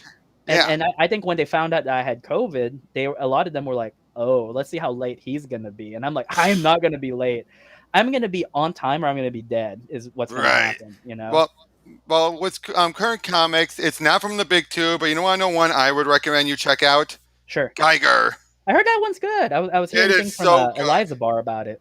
Yeah, it is so good, especially the last issue. You find out it's not just about Geiger. Jeff Johns and Gary Frank are building a whole world, but unlike Noctera by Scott Snyder, I'm not feeling like this is done purely for television. I think this is because they still love working on comics. They're doing this in their spare time because they want to do it. I am not seeing them trying to say, "Oh, we're going to pitch this out," because there's stuff in here that's too big for television. Whereas Noctera, you can so tell it's big, but it's that type of big where you can see a CGI stuff on television. Well, and what I like about from what I've heard so far is that you can always tell when something is designed as a Netflix pitch, and I hate Mm, those types of works yeah. because you can always tell. Now, They yep. typically are not fleshed out; they're just kind of proof of concept, and so there's not a lot of meat on the bones. Now, to be fair though, Um, this is fleshed out though. It is fleshed out. It has a lot of good details, but though just it's more from the design point of view with Tony Daniel, great artist, but just a lot of the writing. Like you have limited characters and everything. You're just following them around, so it's going from place to place to place. You know what I mean? And so yeah, you're yeah. you're building the world through following them, which you could do through a Netflix series. Whereas Geiger, you're jumping around to different areas of the world, not just Geiger, but you show Las Vegas and the crime families there and everything. You're basically like every issue is expanding the world. But I'm gonna address the chat real quick. BM Hmm. says, where was it? BM. I got a lionhead rabbit. Oh, cool. That's the rabbit I have. That's my first rabbit. He's Yep. old. He's a senior rabbit, but he's still very spry. And I love lionhead Hmm. rabbits. I think that that's our default rabbit moving forward if something happens because they're so smart and they're so easy to take care of.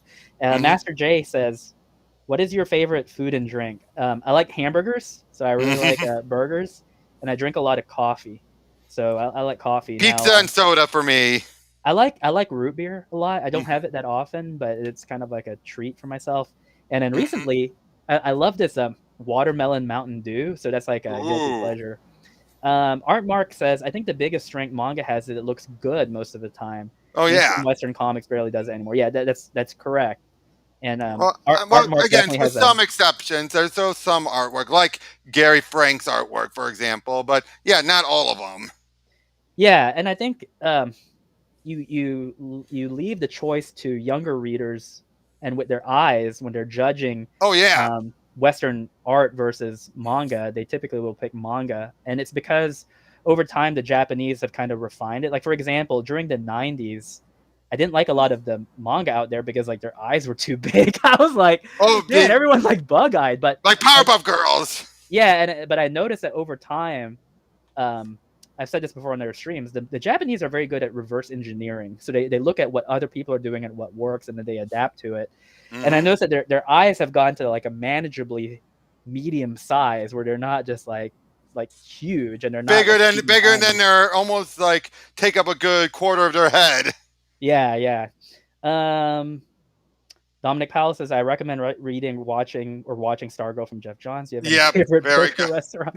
Um, I like Red Robin. Uh, I Yum. I like Carl's Jr. or Hardee's. I like Hmm. Whataburger.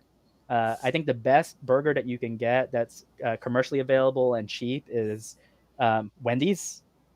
Oh, And yep. Of course. Well, yeah, it was so well technically for cheap, but not that good for you. It'll be White Castle, but I'm not big into so the two that people are I'm going to be not. shocked by. Not big into White Castle. I'm not big into In and Out Burger. I've never been to either, so you would. And then So yeah. Oh, they tend to outsource the artists in anime because it's too expensive. yes, they outsource it a lot to Korea. I've been noticing a Well, lot of Western animation does that Vietnamese. too, though. They've been doing that for years. Yeah, they have. And a lot of people might not notice, but a lot of manga artists and I'm guessing anime artists, they'll work themselves. They will literally work themselves to death. Like Yep. it's a fairly common thing. Yep.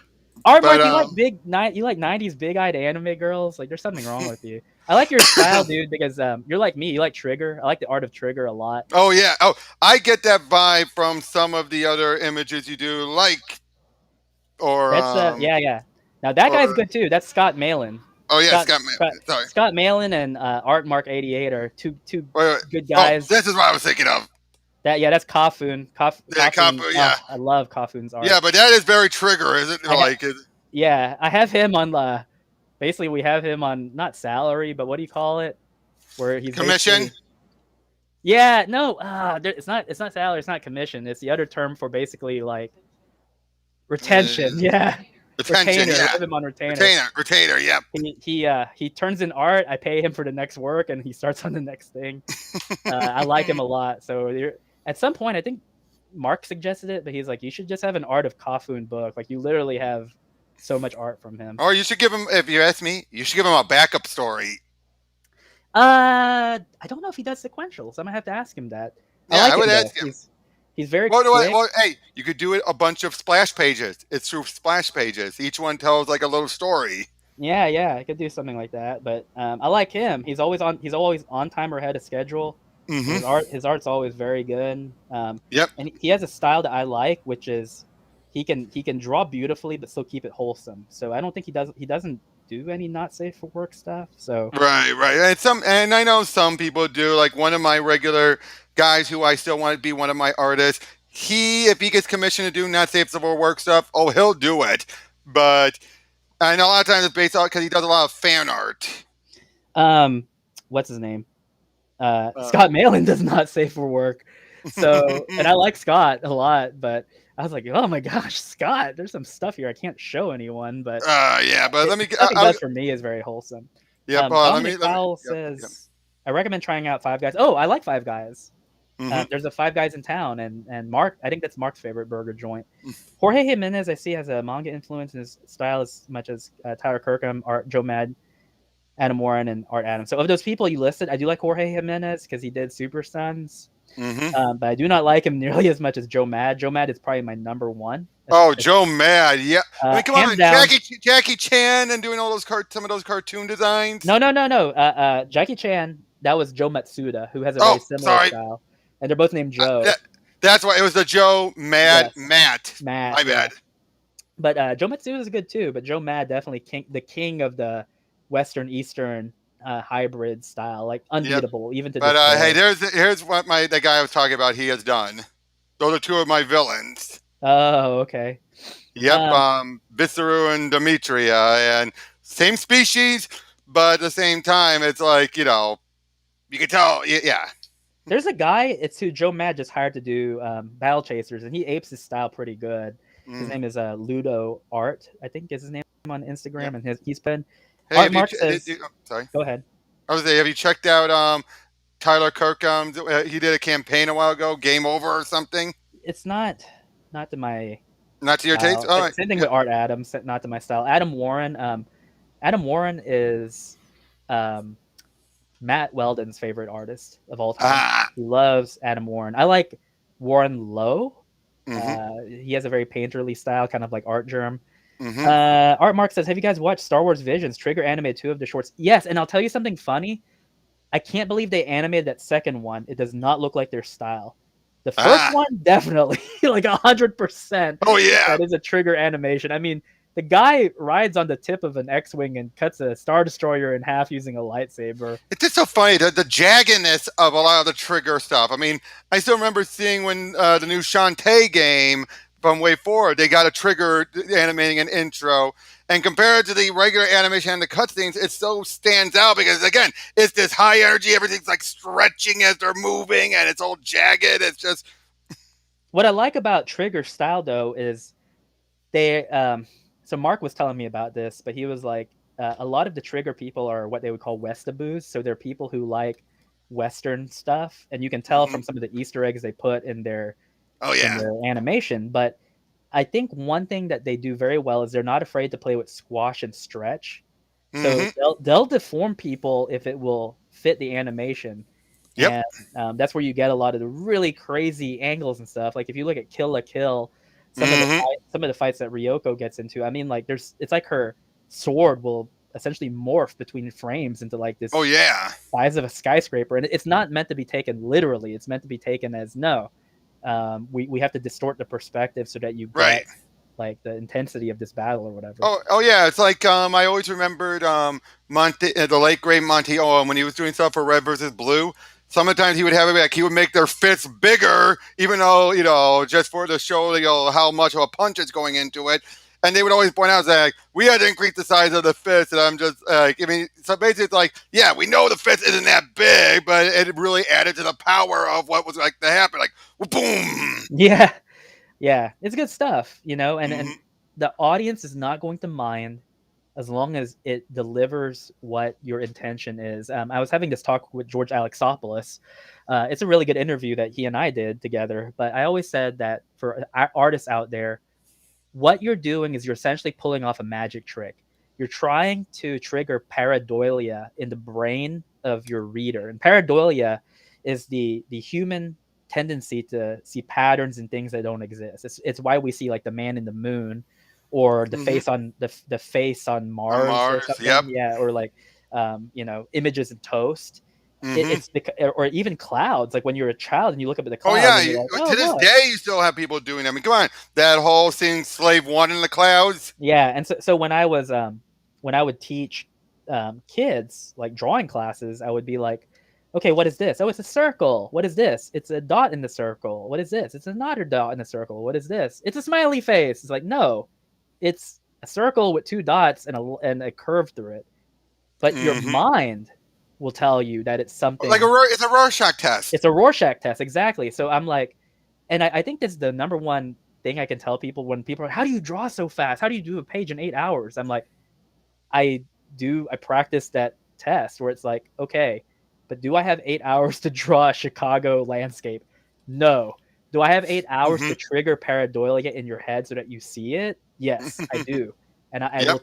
I will take the steps necessary to instill that. Um, Dominic Powell says Joe Mad is one of my major influences as an artist.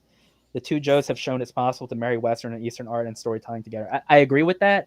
I will go a step further and say I think that the Japanese picked up on that sooner than we did. Mm-hmm. They were like we're gonna take what the Westerners are doing and put into some of our art Mm-hmm. and see what we can do. Like I tell people all the time, My Hero Academia, it's it's basically, the good X-Men and Avengers stuff. Mm-hmm. I think that he obviously Horikoshi, I think he definitely looked at what we were doing. He saw we were dropping the ball and was like, I can do this better than they're doing it. And that's what he's doing, which is why, Oh yeah. ironically, the Japanese have picked up the superhero genre, ran with it, and the irony is that we kind of pioneered it, and Mm-hmm. the kids are just reading the manga instead of And the fact it took them this long before they finally felt they can comfortable to jump in and doing it. yeah. I mean, there's been some superheroes, but not to this degree. No, and it's fun. Their world is very his world is very fleshed out, and the Mm-hmm. heroes are exciting, and they're nonsensical. Like why does this guy have grapes growing on his head? But who cares? Because Oh yeah, he's yeah. I fun mean, and he's a pervert or whatever. And it's just like, yep, and okay. that's why with my stuff, I'm gonna have my main heroes, but I'm always gonna have this school of heroes where I could have just random abilities or random powers and all that. Some of which are gonna be more, intentional rip off of others, but it's so I can make fun. Others are gonna be more of a ones that I'm gonna have to focus on. Like I have a girl I always have named, yes, and yes, the name's meant to be on the nose. Her name's Sandy, her real name, and her power is she turns the sand. But unlike, say, it's a bit like how Sandman, if he has, but he has to hold it to retain himself. But it's a bit more like Kitty, where it's always having to stay conscious. Otherwise, Yeah, you turn into just a hump of dirt essentially. Well, exactly. And you wouldn't believe how many times she would have her arms fall apart. yeah, and it's funny because even in manga, like the stuff I'm watching nowadays, is not even like stuff I'm interested in. Like I was watching Sound Euphonium. I don't know if you've heard about that. It's a it's a manga series. It's an anime series about like a high school band, and they go through like every instrument and they talk Mm-hmm. about it.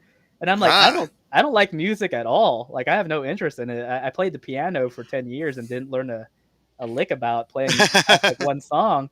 But here they are. They're talking about like the oboe and the French horn and stuff. And I'm like, this stuff is fascinating. Yep. Same thing with I just what was the one I just finished?